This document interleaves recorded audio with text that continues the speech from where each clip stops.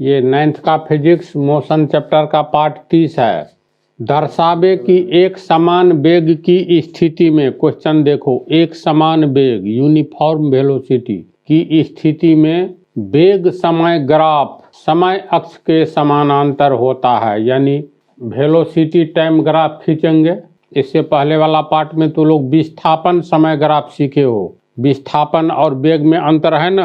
विस्थापन निश्चित दिशा में तय की गई दूरी होती है और वेग इकाई समय में निश्चित दिशा में तय की गई दूरी होती है। दोनों में भारी अंतर है। तो अब पढ़ने जा रहे हो, इससे पहले वाला पार्ट में विस्थापन समय ग्राफ, अब ये पार्ट 30 में वेग समय ग्राफ, वो भी एक समान वेग की स्थिति में। तो वेग समय ग्राफ, समय को तो एक्स एक्सिस पर ही दिखलाएंगे। तो ये एक्स एक्सिस टाइम एक्सिस कहलाएगा। इस पर हम लोग टाइम लेते हैं, समय। और कौन सा ग्राफ खींच रहे हो? तो वेग समय ग्राफ है। ये वेग समय ग्राफ, यानी ये हो गया वेलोसिटी टाइम ग्राफ। तो इसमें समय को तो दिखलाएंगे टाइम एक्सिस पर और वेग को दिखलाएंगे वाई एक्सिस पर। तो एक समान वेग है। एक समान वेग का अर्थ, अगर कोई पिंड 10 मीटर प्रति सेकंड की रफ्तार से जा रहा है तो वही रफ्तार उसका जारी रहेगा। वाई एक्सिस पर हम लोग यहाँ 5 यानी वेग मीटर प्रति सेकंड में दिखलाया गया है। यहाँ पर पिंड है तो इसका मतलब 5 मीटर प्रति सेकंड, यहाँ पर 10 मीटर प्रति सेकंड, 15 मीटर प्रति सेकंड, इसी तरह से। तो फिक्स यानी एक समान वेग को दिखलाना है।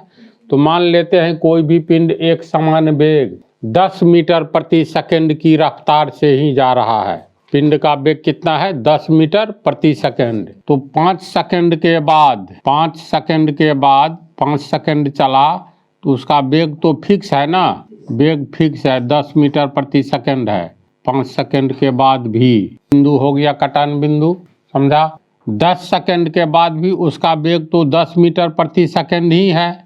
तो इसको आगे की ओर बढ़ाएंगे तो 10 सेकंड के बाद वेग नहीं बदल रहा है, बल्कि कोई पिंड 10 मीटर प्रति सेकंड वेग से जा रहा है तो कितना विस्थापन होगा, अर्थात निश्चित दिशा में कितनी दूरी तय करेगी। तो ये दूरी इस पर नहीं दिखला करके वेग दिखला रहे हो। अब वेग फिक्स है 10 मीटर प्रति सेकंड 10 सेकंड के बाद भी रहेगा, 11-12 सेकंड के बाद भी, 15 सेकंड के बाद भी। यानी ये एक समान वेग से जा रहा है, जिसको हम लोग दिखाए हैं 10 मीटर प्रति सेकंड की चाल ये वेग से जा रहा है। तो 10 सेकंड के बाद भी वेग उसका इतना ही रहेगा। तो 10 सेकंड के बाद भी तो यहाँ पर 10 सेकंड के बाद उतना ही रहेगा। 15 सेकंड के बाद भी वेग 10 मीटर प्रति सेकंड ही है, 15 सेकंड के बाद भी उतना ही रहेगा। फिर 20 सेकंड के बाद भी वेग 10 मीटर प्रति सेकंड ही है, तो ये उतना ही रहेगा। इस तरह से मान लो ए बी सी डी सभी बिंदु को मिलाओगे तो एक सरल रेखा प्राप्त होगा। और टाइम एक्सिस एक्स एक्सिस के समानांतर होगा ना। ग्राफ में तो सब समानांतर ही खींचा रहता है ना, तो ये भी तो समानांतर होगा। तो टाइम एक्सिस के समानांतर हुआ, एक सरल रेखा हो गया। तो अगर इसमें हम लोग को ज्ञात करना रहेगा 15 सेकंड के बाद कितना विस्थापन हुआ, 15 सेकंड के बाद कितना विस्थापन हुआ, यानी एक निश्चित दिशा में कितनी दूरी तय की, कैसे ज्ञात करेंगे? तो चलो इसको मान लेते हैं 15 सेकंड के बाद पिंड का विस्थापन यानी डिस्प्लेसमेंट, एक निश्चित दिशा में तय की गई दूरी 15 सेकंड के बाद कितना है ये निकालना है। तो फार्मूला क्या होता है बोलो? विस्थापन जानकारी लेना है। वेग तो फिक्स है, 15 सेकंड चला तो एक निश्चित दिशा में कुछ न कुछ दूरी तय की होगी। तो दूरी निश्चित दिशा में, तो निश्चित दिशा में तय की गई दूरी यानी विस्थापन निकालना है। तो विस्थापन बराबर दूरी बराबर चाल गुने समय होता है। तो विस्थापन बराबर वेग गुने समय होगा। तो विस्थापन बराबर वेग गुने समय। बोलो वेग कितना है? वेग तो फिक्स है 10 मीटर प्रति सेकंड। वेग को हम लोग दिखलाते हैं किस हाइट से? 10 मीटर प्रति सेकंड है, यानी यहाँ से लेकर के यहाँ एक बिंदु मान लो जी, ये मूल बिंदु ओ है। तो ओ जी के द्वारा हम लोग वेग को दिखलाएंगे, क्योंकि पॉइंट जी पर 10 मीटर प्रति सेकंड लिखे हैं, है ना। तो इस तरह से लिखेंगे ओ जी वेग के लिए समय ई से लेकर के एफ तक, यानी 15 सेकंड के बाद, सॉरी यहाँ 15 सेकंड यही हो गया, 15 सेकंड के बाद, यानी कि उसका हाँ 15 सेकंड के बाद पिंड का विस्थापन निश्चित दिशा में तय की गई दूरी दिखलाना है। हमको मालूम है 15 सेकंड के बाद, यानी कि उस चला कहाँ से वो पिंड, वो पूछ रहे। देखो चलेगा तो विस्थापन होगा निश्चित दिशा में, और तू विस्थापन के लिए वाई एक्सिस नहीं दिखा रहे हो, नहीं दिखा रहे हो, ये तो वेग दिखा रहे हो, वेलोसिटी को, एक समान वेग को वाई एक्सिस पर, और टाइम एक्सिस पर टाइम बढ़ रहा है, कितना चला यानी कितनी दूरी तय की निश्चित दिशा में, यही निकालना है 15 सेकंड में। हाँ 15 सेकंड में, 15 सेकंड के बाद कि 15 सेकंड में पिंड का विस्थापन, 15 सेकंड में नहीं तू से ये बोला 15 सेकंड में पिंड का विस्थापन कितना होगा, तो 15 सेकंड में कितना होगा, तो 0 सेकंड जिस समय चला उस समय उसका वेग शून्य, मतलब समय प्रारंभ हुआ शून्य था, तो 15 सेकंड यहाँ पर हुआ है ना। तो ये बिंदु सबको, चलो बिंदु का तो नाम देना ही है, A B C D, 15 second पर निकाल रहे हैं, तो T2 - T1, इसको बिंदु का कुछ नाम देंगे, ए बी सी डी ई, इस बिंदु का नाम ई दिए, ठीक है। अब वेग को दिखलाएंगे, वाई एक्सिस पर दिखलाते हैं, तो जी पर है तुमको 10 मीटर प्रति सेकंड, तो ओ जी वेग के लिए हो गया, समय के लिए 0 सेकंड से 15 सेकंड ओ ई दिखलाएंगे, ओ ई। अब देखो ओ जी का वैल्यू कितना है, ओ जी का 10 मीटर प्रति सेकंड, तो 10 मीटर प्रति सेकंड गुने ओ ई, ओ पर समय शुरू हुआ T1 है ये, है ना, ई पर पूछा जा रहा है 15 सेकंड में, तो अंतिम समय है T2, प्रारंभिक समय T1 बराबर 0, T2 बराबर 15 है ना, तो T2 - T1, तो T2 कारण है ओ ई, यानी 0 सेकंड से 15 सेकंड में पूछा जा रहा है, तो ये होगा ओ ई यानी T2 -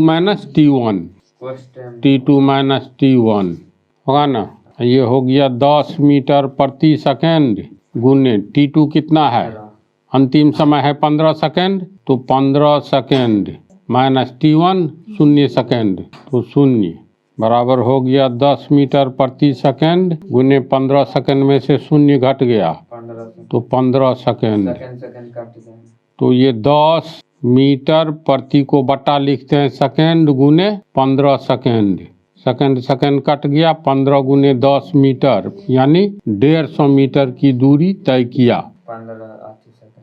हाँ 15 सेकंड में, इसमें 150 मीटर दूरी कहीं कहाँ दिखलाई दे रहा है, नहीं ना।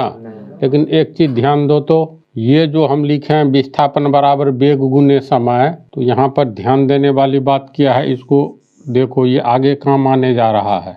यहाँ पर GOEC एक आयत है, यहाँ तक हम लोग निकाल रहे हैं, तो जिसको हम ये घेर रहे हैं उतना ही पर निकाले हैं। हाँ इतना ही। अब देखो ये OECG एक आयत हो गया, यहाँ वर्ग हो सकता है, सब भुजा बराबर होने पर ये बराबर नहीं न लग रहा है, तो यहाँ OECG एक आयत है, OECG एक आयत है, इसीलिए एरिया आयत का क्षेत्रफल OECG बराबर कितना होगा, लंबाई गुने चौड़ाई, तो लंबाई हो गया कितना, OE हुआ, OE गुने चौड़ाई हो गया OG। समीकरण 2 कहोगे 1 कहाँ है, तो ये हो गया विस्थापन बराबर OG गुने OE, समीकरण 1। समीकरण 1 का 2 मिलाओ, OG गुने OE बराबर विस्थापन, OE गुने OG है ना, OG, तो समीकरण 1 समीकरण 2, समीकरण 1 और 2 से क्या हो गया, विस्थापन बराबर आयत OECG का क्षेत्रफल, इसका काम है आ गया, जबरदस्त काम है, होगा ना। तो हम लोग लिख सकते हैं समीकरण 1 एवं 2 से विस्थापन मतलब विस्थापन बराबर एरिया OECG, इतना बराबर इतना है, इतना बराबर विस्थापन है, इसका मतलब एरिया OECG बराबर विस्थापन होगा, यानी विस्थापन बराबर आयत OECG का क्षेत्रफल, OECG का क्षेत्रफल। समझ गया इसको? क्वेश्चन को देखो, आंसर को देखो, कोई प्रॉब्लम है तो पूछो। ग्राफ खींचने के लिए कहेगा वेग एवं समय का ग्राफ, वेग समय ग्राफ खींचने के लिए तो ये भी खींच सकते हो। ये क्वेश्चन रहेगा, दर्शावे कि एक समान वेग की स्थिति में वेग समय ग्राफ समय अक्ष के समानांतर होता है। एक समय अक्ष के समानांतर एक सरल रेखा होता है, तो समय अक्ष हो गया ये ए एक्सिस, OX समानांतर GD है ना यहाँ, तो ये भी लिख सकते हो यहाँ OX समानांतर GD, यानी OX क्या है, टाइम एक्सिस है, GD हम लोग ग्राफ प्राप्त हुआ है किसका, वेग एवं समय का। एक्स नहीं लिखा हुआ है।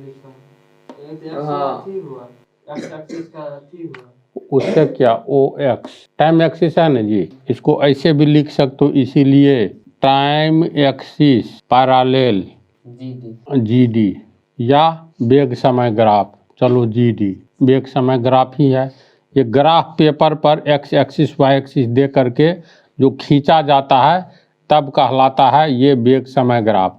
X एक्सिस Y एक्सिस खींच दोगे तो ये कोई ग्राफ ही नहीं हुआ। तो इसको समझ गया अच्छी तरह। अभी 3 ठो ग्राफ तुम लोगों को और पढ़ना है, इस पार्ट में इतना ही रहने दो।